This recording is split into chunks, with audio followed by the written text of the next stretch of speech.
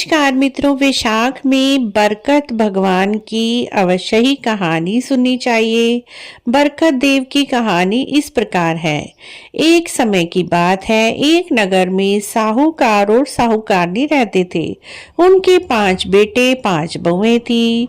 सभी बहुओं को एक एक पुत्र था, लेकिन किसी के भी पुत्री संतान नहीं थी। और साहूकार और साहूकारनी एक पुत्री की आशा लिए रहते थे। 5वीं बहू को दूसरा बच्चा होने वाला था। दूसरे बच्चे में उसे पुत्री की प्राप्ति होती है। साहूकार और साहूकारनी बड़े ही खुश होते हैं। पूरे नगर में मिठाई बांटते हैं, जैसे कि उन्हें कोई रत्न मिल गया हो। इसीलिए वह अपनी पोती का नाम भी रत्नावती रखते हैं। रत्नावती अपनी दादी की बड़ी ही लाडली थी। दादी जब भी जहां जाती अपनी पोती को साथ में लेकर जाती। जब वह मंदिर जाती, पोती की उंगली पकड़कर उसे साथ लेकर जाती और वहां पर बैठकर कथा कहानियां धार्मिक बातें किया करती थी। पोती भी उन्हें बड़े ध्यान से सुनती थी। एक बार की बात है, वैशाख का महीना आया। वैशाख के महीने में सभी औरतों ने कथा कहानियां सुनने का नियम लिया हुआ था। साहूकारनी ने भी बरकत भगवान की कहानी सुनने का नियम लिया और बरकत भगवान की कहानी उन्होंने 7 दिन नियम से सुनी। साथ ही छोटी सी रत्नावली ने भी 7 दिन तक कहानी सुनी, लेकिन दादी ने इस तरफ कोई ध्यान नहीं दिया। लेकिन दादी ने अपनी कहानी का तो उद्यापन कर दिया, लेकिन पोती का उद्यापन रह गया, क्योंकि उसे छोटी बच्ची समझकर ध्यान नहीं दिया गया। रत्नावती जब बड़ी हुई तो अच्छा घर वर देखकर उसकी शादी कर दी गई। रत्नावती अपने ससुराल में पहुंची। ससुराल बड़ा ही छोटा सा था। उसमें सास ससुर पति और रत्नावली 4 ही इंसान थे।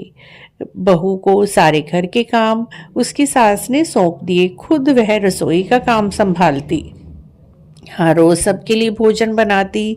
सबसे पहले ससुर जी को भोजन कराती, फिर उसके बाद अपने लड़के को भोजन यानी रत्नावती के पति को भोजन कराती, खुद जीमती और बचा खुचा खुरचन रत्नावती को देती। रत्नावती बचा खुचा खुरचन खाकर संतुष्ट नहीं होती, ना ही उसका पेट भरता और वह भूखी रहती, जिससे कि वह सूखने लगी। उसके पति ने कहा, तुम क्यों सूखती जा रही हो? तुम तो अच्छा खाती हो। तब रत्नावती बोली, नहीं, मैं अच्छा कहाँ खाती हूँ, माँ जी तो मुझे बचे हुए भोजन की खुरचन ही खाने को देती हैं। तब जब सास ने ये बात सुनी तो उसने कहा, बहू आज से तुम रसोई बनाना, बाकी के काम मैं संभालूंगी। अब तो रत्नावती बड़ी ही खुश हुई। उसने सोचा, आज तो मैं बहुत सारा खाना बनाऊंगी और खुद जीमूंगी, ज्यादा सारा भोजन करूंगी। उसने हर रोज से दुगना खाना बनाया, लेकिन बड़े ही प्यार से उसने सारे परिवार को खाना खिलाया। उसके बाद उसके लिए तो खुरचन तक ना बची। कम से कम जब सास रोटी बनाती थी तो उसके लिए खुरचन तो बच जाती थी, लेकिन अब जब से वह खाना बनाने लगी उसके लिए कुछ भी ना बचता। इसीलिए वह पानी पीकर सो जाती। रत्नावली बड़ी ही दुखी रहने लगी। एक दिन वह अपने मायके गई। मायके में उसने अपनी दादी को सारी बात बताई। दादी को समझते देर न लगी कि जरूर ही रत्नावती ने बचपन में बरकत भगवान की कहानी सुनी थी, लेकिन उद्यापन नहीं कर पाई। इसीलिए यह सब कुछ हो रहा है और उसे खाने के लिए दाना भी नहीं मिल पा रहा है ससुराल में। उसने मायके में रत्नावती के साथ 7 दिन तक बरकत भगवान की कहानी सुनी और उसका उद्यापन कराया, और तब से रत्नावती को खूब सारा धन देकर ससुराल विदा किया। अब रत्नावती ससुराल पहुंची। वहां पर भी उसने बरकत भगवान की कहानी 7 दिन तक सुनी और उद्यापन किया, जिससे देवता उस पर प्रसन्न हुए और उनके यहाँ भी अन्न धन के भंडार भर गए।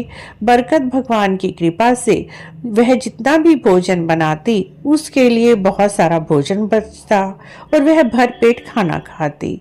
इस तरह से बरकत भगवान ऐसे ही हैं, जो भी इनकी कहानी को बड़े भाव से बड़ी श्रद्धा से सुनते हैं, उनके अन्न धन के भंडार भरे रहते हैं। बोलिए बरकत भगवान की जय। हे बरकत भगवान, यदि हमारी कहानी अधूरी हो तो पूरी करना, पूरी हो तो परवान चढ़ाना। कहते ना सुनते ना हुंकारा भरते ना सबके अन्न धन के भंडार भरना। बोलिए बरकत भगवान की जय। मित्रों, यदि आपको भी बरकत भगवान की यह कथा अच्छी लगी है तो 7 दिन अवश्य ही इसे नियम से सुने और उसके बाद इसका उद्यापन भी अवश्य ही करें। बोलिए बरकत भगवान की जय।